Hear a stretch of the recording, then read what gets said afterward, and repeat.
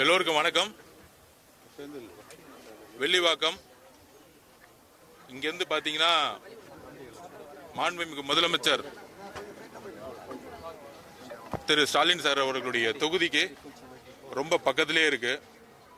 அவர் நினைச்சா இங்கே ஒரு 5 நிமிஷத்தில் வெள்ளிவாக்கத்துக்கு வர முடியும், பெரம்பூருக்கு வர முடியும். ஆனால் இங்கே என்ன நடந்துட்டு இருக்குன்னு மாண்புமிகு முதலமைச்சர்கிட்ட நாங்கள் சொல்ல வேண்டிய பொறுப்புணர்வும் கடமை உணர்வும் எங்கள்கிட்ட இருக்கு. வெள்ளிவாக்கத்தில் அன்னை சத்யா நகர்ல கிட்டத்தட்ட 400-500 பெண்களுக்கு மத்தியில் கார்பரேஷன் மாநகராட்சி வீடை இடிக்கிறாங்க. வீடை இடிக்கிறது என்ன சொல்லி இடிக்கிறாங்கன்னா, நீர்நிலையில் இருக்கிறேன்னு சொல்லிட்டு வீடை இடிச்சிருக்கிறாங்க. ஹைகோர்ட்ல கேஸ் ஃபைல் ஆகி இன்னைக்கு அப்பீல் ரிட்ல இருக்கு. இந்த திமுக அரசு எதிர்கட்சியா இருக்கும் பொழுது சென்னையில் இருக்கக்கூடிய ஒட்டுமொத்தமா முக்கியமா வட சென்னையில் இந்த பட்டா இஷ்யூ கிட்டத்தட்ட 50-60 வருஷமா இருக்கக்கூடிய நேரத்தில் கடந்த தேர்தல் வாக்குறுதியில் சொன்னாங்க, திமுக ஆட்சிக்கு வந்த உடனே எல்லோருக்கும் 10 வருஷத்துக்கு மேல இருக்கவங்க எல்லாத்துக்குமே பட்டா வழங்கப்படும் சொன்னாங்க. ரீசெண்டாக கூட ஒரு ஜிஓ கூட சர்க்குலேட் பண்ணாங்க. இந்த இடம் நீர்நிலை அப்படின்னா இங்க இருக்கக்கூடிய வீட்டில் இருக்கவங்களுக்கு இதே கவர்மெண்ட் ஏன் ரிஜிஸ்ட்ரேஷன் பண்ணுச்சு? இந்த கவர்மெண்ட் தானே ரிஜிஸ்ட்ரேஷன் பண்ணுச்சு. இங்க இருக்கக்கூடிய பத்திரத்துறை தானே ரிஜிஸ்ட்ரேஷன் டிபார்ட்மெண்ட் மூர்த்தி இது பதில் சொல்லணும். அப்ப ரிஜிஸ்ட்ரேஷன் டிபார்ட்மெண்ட் இது ரிஜிஸ்டர் பண்ணி இவங்க 30 வருஷத்துக்கு மேல இருக்காங்க அப்படின்னா, அப்புறம் ரெவன்யூ மினிஸ்டர் சொத்து வரி வாங்கியிருக்கிறார். எத்தனை வருஷமா வாங்கியிருக்காரு? 15 வருஷம் 20 வருஷத்துக்கு மேல சொத்து வரி வாங்கியிருக்காரு. அப்புறம் இபி மினிஸ்டர் பதில் சொல்லணும், இங்க ஏன் இங்கெல்லாம் எலக்ட்ரிசிட்டி கனெக்ஷன் கொடுத்தீங்கன்னு சொல்லணும். அப்புறம் ஏன் ரோடு போட்டாங்க? அப்ப இதை ஒரு அழகான வசிக்கக்கூடிய ஒரு நல்ல அழகான ஒரு சத்யா நகரை உருவாக்கி 30 வருஷத்துக்கு முன்னாடியே இங்க இருக்கக்கூடிய அம்மாக்களும் சரி தாய்மார்களும் சரி குருவி சேர்க்கிற மாதிரி வீடை ரிஜிஸ்ட்ரேஷன் பண்ணி சொத்தை சேர்த்த பிறகு இன்னைக்கு வயசுக்கு வந்த கல்யாணமான பசங்க எவ்வளவு பேர் இருக்காங்க, காலேஜ் படிக்கிற பசங்க இருக்கிறாங்க. அவங்களை டிஸ்டர்ப் பண்ற மாதிரி வெறும் காவல்துறையை அனுப்பிச்சு பிளஸ் கார்பரேஷன்ல இருந்து இப்போ ஒருத்தர் வயசானவரை பார்த்தேன் நான், அவருக்கு தெரியாமலேயே ஏதோ ஆதார் கார்டு கொடுக்குறேன் இந்த கார்டு கொடுக்குறேன்னு அவர்கிட்ட பொய்ய சொல்லி வீட்டில் யாரும் மித்தவங்க பெரியவங்க இல்லாதவங்ககிட்ட வயசானவங்க கூட பயோமெட்ரிக் வாங்கி அவங்க குடும்பத்துக்கு முன்னாடியே இந்த வீடை இடிச்சிருக்கிறாங்க. என்ன ஒரு அநியாயம் இது! ஒரு பிரைவேட் ப்ராஜெக்ட் வரணும் அப்படின்னா ஒரு டெண்டரை ஒரு பிரைவேட் ஏஜென்சிக்கு இந்த ஊழல்னால லேண்டை கொடுக்கறதா இருந்தா இங்க இருக்கக்கூடிய 500-600 ஃபேமிலியை வீடை இடிச்சு தான் கொடுக்கணுமா? மனிதர்களுடைய வாழ்க்கை முக்கியமா? இல்ல இந்த கண்ணாடி பாலம் மாதிரி ஒரு பிரைவேட் கம்பெனிக்கு ஒரு டெண்டரை கொடுத்து ஒரு ஊழலை பண்ணி அதை முதலமைச்சர் உடனே திறக்கணும்னு சொல்லிட்டு நைட்டோட நைட்டா இங்க வீடு அடிச்சிருக்காங்க. கோர்ட்ல கேஸ் ஃபைல் பண்ணாங்க. யார் பண்ணது? அதே அரசு. யார் பதில் சொல்றது? அதே அரசு. இந்த திமுக அரசு எதிர்கட்சியா இருக்கும் பொழுது பட்டா கொடுக்கணும்னு ஏன் சொன்னீங்க? அப்ப ஏன் அரசு கேஸ் ஃபைல் பண்ணி அதே அரசு இந்த விளிம்பு நிலையில் இருக்க மக்களுக்கு கோர்ட்ல போய் சண்டை போறதுக்கான வலிமை இருக்குமா? சட்ட ரீதியான போராட்டத்துக்கான வலிமை இருக்குமா? அப்ப கோர்ட்டுக்கு சரியான தகவல்களை சொல்ல முடியாத இடத்துல சாதாரணமா இன்னைக்கு ஒரு 1000 ரூபாய்க்கு ஒரு தினக்கூலியில இருக்கிறவங்க ரொம்ப சாதாரணமா இருக்கிறவங்க ஒரு ஹைகோர்ட்ல போயிட்டு அவங்க பக்கம் இருக்க நியாயத்தை சொல்றதுக்கான எந்த விதமான முகாந்திரமும் இந்த அரசு கொடுக்காம ஏதோ ஒரு நோட்டிபிகேஷன் அவங்களுக்கு தெரியாமலே போட்டு நிறைய பேர்த்துக்கு பயோமெட்ரிக்கை அவங்களுக்கு தெரியாமலே வச்சு ஒரு மிகப்பெரிய ஒரு பிரைவேட் கம்பெனிக்காக மாண்புமிகு முதலமைச்சரும் கார்பரேஷன் இருக்கக்கூடிய மேயர் அவர்களும் இங்க இருக்கக்கூடிய அமைச்சர்களும் எம்எல்ஏக்களும் இங்க இருக்கக்கூடிய கவுன்சிலரை வச்சுக்கிட்டு எல்லா வேலையும் இடிக்கிறதுக்கான எல்லா வேலையும் நைட்டா பண்ணிட்டு இருக்காங்க. இதை நாங்கள் வன்மையாக கண்டிக்கிறோம். பாதிக்கப்பட்ட மக்கள் கிட்ட கண்டிப்பா இருக்கிறோம். கண்டிப்பா அவங்களுக்கு பட்டா கொடுக்கப்படணும். இது நீர்நிலையா இருந்தா ஏன் ரிஜிஸ்ட்ரேஷன் பண்ணீங்கிறத மாண்புமிகு மூர்த்தி அவர்கள் சொல்லணும். ஏன் இபி கனெக்ஷன் கொடுத்தீங்கிறத மினிஸ்டர் சொல்லணும். அப்ப இங்க இருக்கக்கூடியது நீர்நிலை இல்லைன்னு சொல்லிட்டு கார்பரேஷனே ஒரு தாட்டி ஆர்குமெண்ட் பண்ணிருக்காங்க. சோ இப்ப என்ன பிரச்சனைனா இவங்களுக்கு சரியான ஒரு சீனியர் அட்வொகேட்ஸ் இல்லாதனால இவங்களுக்கு தெரியாமலே கோர்ட்ல ஒரு ஆர்டரையும் வாங்கி அதை இமிடியேட்டா எக்ஸிகியூஷன் பண்றேன்னு சொல்லிட்டு இமிடியேட்டா பண்றாங்க. ஏன் இமிடியேட்டா எக்ஸிகியூஷன் பண்றோம்? இங்க இருக்கவங்களுக்கு சுப்ரீம் கோர்ட்ல போய் ஃபைனல் ஆர்டர் வாங்குற வரைக்குமே ஜுடிஷியலா அவங்களுக்கு ரைட்ஸ் இருக்கு.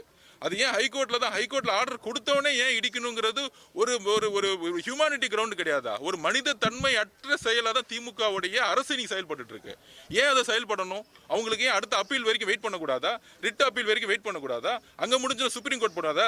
ஒரு செந்தில் பாலாஜி ஒரு கிரிமினல் கேஸ்ல ஹைகோர்ட்ல போய் அப்பீல் பண்ணி சுப்ரீம் கோர்ட் வரைக்கும் போய் அவர் ரெமெடி ஆற வரைக்கும் அவருக்கான எல்லா விதமான ஒரு லீகல் கிடைக்கும் பொழுது இவங்களுக்கு வந்து ஒரு அப்பீல் போறதுக்கும் அது வரைக்கும் வீடு இடிக்காம ஒரு பாதுகாக்கிறதுக்கு ஏன் திமுக அரசு வந்து இன்னும் முடிவெடுக்கல?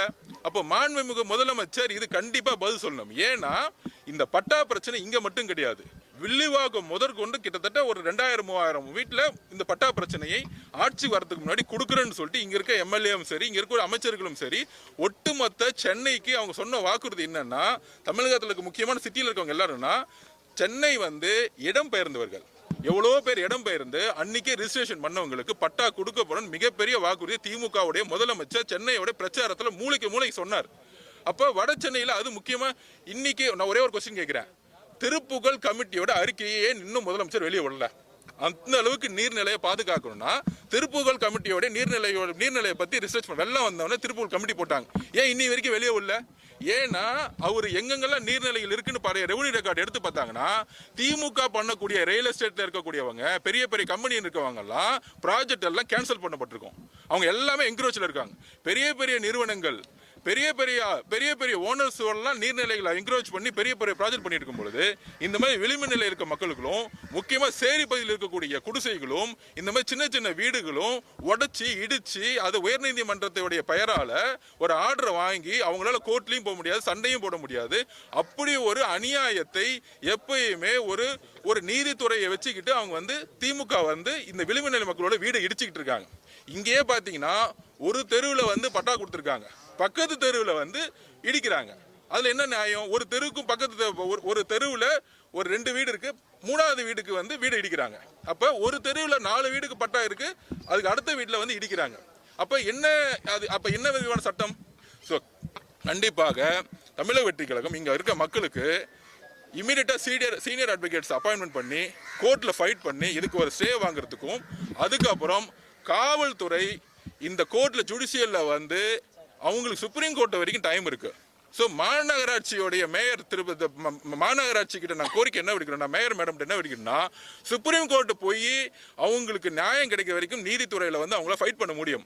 அது வரைக்கும் அவங்கள வன்முறை பேராலையும் போலீஸ் துறையை வச்சியும் அவங்கள வந்து ப்ரெஷர் பண்ணி இந்த இடத்த விட்டு வெளியே அமைச்சு அவங்க கண்ணு முன்னாடியே வீடை வந்து இடிக்க கூடாதுங்கிறத நாங்கள் சொல்றோம், கடுமையாக சொல்றோம். ஆல்ரெடி இடிச்ச வீடுங்களுக்கு கவர்மெண்ட்டே வீடு கட்டி கொடுத்து இங்க இருக்கும் எல்லாத்துக்கும் பட்டா கொடுக்கணுங்கிறது எங்களோட கோரிக்கை.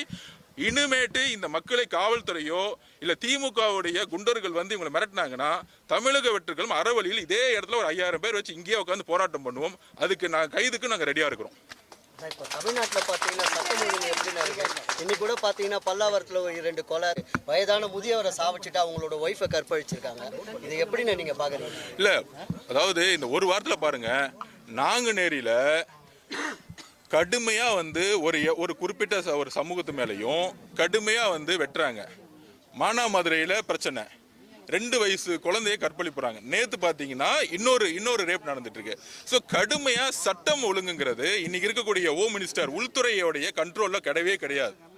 யாரு வந்து உள்துறை நிர்வகிக்கிறாங்கன்னே தெரியல. மாண்புமிகு முதலமைச்சர் அவர்கள் டெய்லி ஷூட்டிங் பண்றாரு, மாநாடுக்கு போறாரு, ஒரு மேல உட்காந்து ஸ்டேஜ்ல உட்காந்துக்கிட்டு டெய்லி வந்து மீட்டிங் போட்டுட்டு இருக்காரு. கூட்டணி கட்சிகள் என்ன பண்ணிட்டு இருக்காங்க?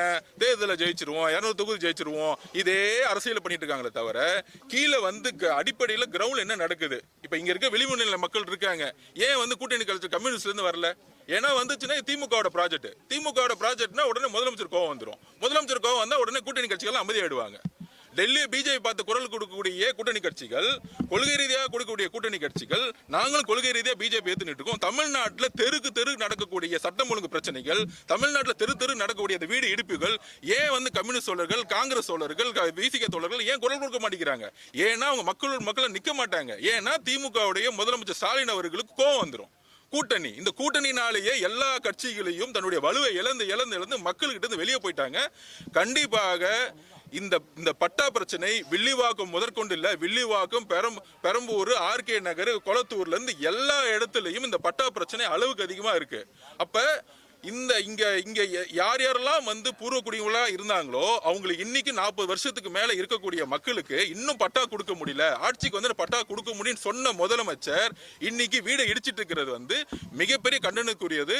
தமிழக மக்கள் மொத்தமா புறக்கணிப்பாங்க. அதை நாங்க வந்து அட்ரஸ் பண்ணுவோம். ஆனா இப்போ என்டிஏ கூட்டணியில தமிழக வெற்றி சொல்ல முடியாது. தேங்க்யூ.